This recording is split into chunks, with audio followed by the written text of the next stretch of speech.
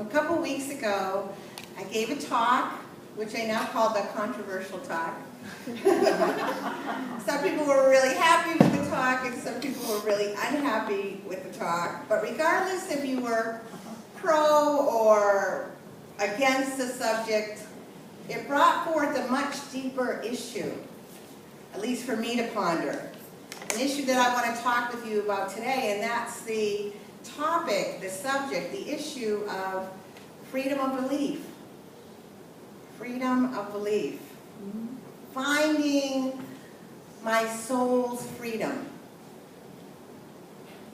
And what perfect timing, actually, it always works out this way. Divine timing with July the 4th, just being a few days away, our national celebration, right? Of our independence and of our freedom and liberty. You do know in this country that you're free to believe whatever you want to believe. I know some of you are already arguing with me in your mind about that, but you're free to believe whatever you want to believe. There's a difference between freedom to believe and freedom to do, right? Yeah. We'll get more into that in this talk. Well, guess what? It's also true in unity. You're free to believe whatever you choose to believe in unity.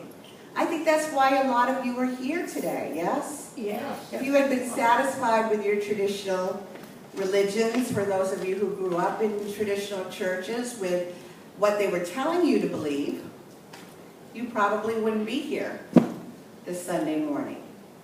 But unity is different. New thought is different when it comes to saying what it is you should or should not believe. In unity, there is no dogma. There is no creed. There is no doctrine. Yes, we have 5 core beliefs, but it's even okay to disagree with those. Which, if you go to seminary, you find that there's lots of lively debates, even around the 5 core beliefs. One of the most popular sayings of our co-founder, Charles Fillmore, what people like to quote the most, well, there's so many sayings that we like to quote about him. One of the all-time favorites is he said, "I reserve the right to change my mind. In everything that I'm teaching, I reserve the right to change my mind." He too wanted to be free, to continue to develop and refine his belief system. He didn't want to be held to anything that he might have said or written down. And I believe that's what draws so many of us to unity. Unity in itself is even unique within New Thought. We broke with the New Thought Alliance way back, right after the turn of the last century, because the Fillmores didn't want to sign on to certain doctrine that the New Thought movement had. They didn't want to agree to this overall statement of what defined New Thought. And certainly, even before that, leaving Christian Science, which was founded by Mary Baker Eddy, a lot of the people who started religious science and unity and divine science said, hey, don't tell me what to think. For those of you who are not familiar with Christian Science, you only can study what Mary Baker Eddy taught.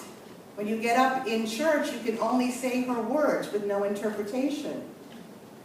And so, what do some free souls do when they're in that kind of situation? Even though she's the foundation of all the truth that we teach in New Thought, people rebelled against that, right? I want to think too. I want to develop my thought system, my personal spiritual credo. And that's what drew me into unity. We're all true students on a spiritual journey, trying to make sense of it all without being told what we should or should not believe. So when I get up here on a Sunday morning and give you my opinion on a subject, sort of where I've come up to in my spiritual journey so far, it's just that, right? An opinion.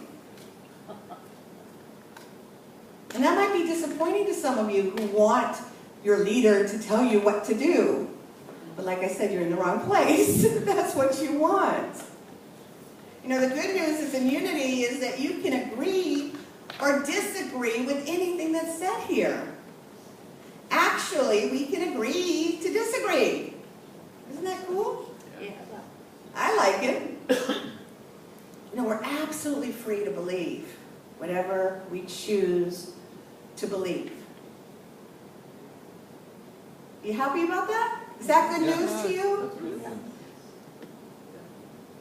No one here is ever going to tell you what you're supposed to think, what you're supposed to feel, what you're supposed to say, or what you're supposed to do.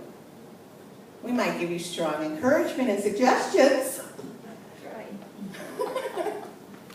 So now I want to talk to you a little bit this morning about what does it mean to find your soul's freedom, because I think we really do. You know, if you listen to the lyrics of the song that Arif sang to us earlier, for many of us, our natural inclination towards freedom may have been squashed somewhere along the way. And so we have to find our soul's freedom. We've all been created to be free will beings. God didn't want little robots to just automatically love the divine. We can always choose in every circumstance what we're going to believe and what we're going to do. So how do we find our soul's freedom? And remember, you can agree or disagree with anything I say this morning. So breathe. You don't have to even agree with this whole premise that I'm going to give you. Does that make sense? No matter what, you can still be a part of unity, even if you disagree. So let me ask you, do you feel free right now? Yes. If not, you know, this is a great day for beginning that road to your spiritual freedom. But H.L. Mencken once said, the average person does not want to be free. He or she simply wants to be safe. So going on this journey isn't necessarily a safe experience. It isn't necessarily a comfortable experience. But it's an experience that I believe we all one day will take. In Dr. Emily Cady's book, Lessons in Truth, which is really considered one of the primary textbooks of unity, because it outlines all the unity beliefs in it, the very first chapter is titled, Liberty or Bondage? Which? Liberty, bondage or liberty, which? I'm getting it backwards. So this is the first question that faces all true students, I believe, on the spiritual journey. Do you want to be free, or do you want to continue to live in bondage? You know, my answer to that question, my journey into spiritual freedom is the affirmation, have thine own way with me, Lord. Have thine own way. Have thy way in my thoughts, have thy way in my feelings, have thy way in my words, have thy way in my actions, have thine own way in me, Lord.